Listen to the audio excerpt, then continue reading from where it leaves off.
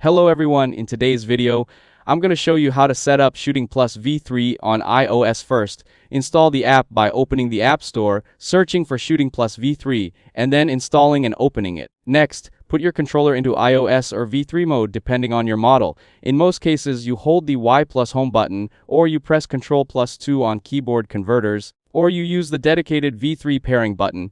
You must switch to iOS mode before Bluetooth pairing, otherwise it will not connect. Now, enable Bluetooth and pair the device. Go to your iPhone settings, open Bluetooth, turn it on and select your controller device such as PC, PMCONL. Then wait until it connects and the controller light should become stable when pairing is successful. After that, open ShootingPlus V3 and launch the app. It should automatically detect your controller, but if it does not, you should reconnect Bluetooth again.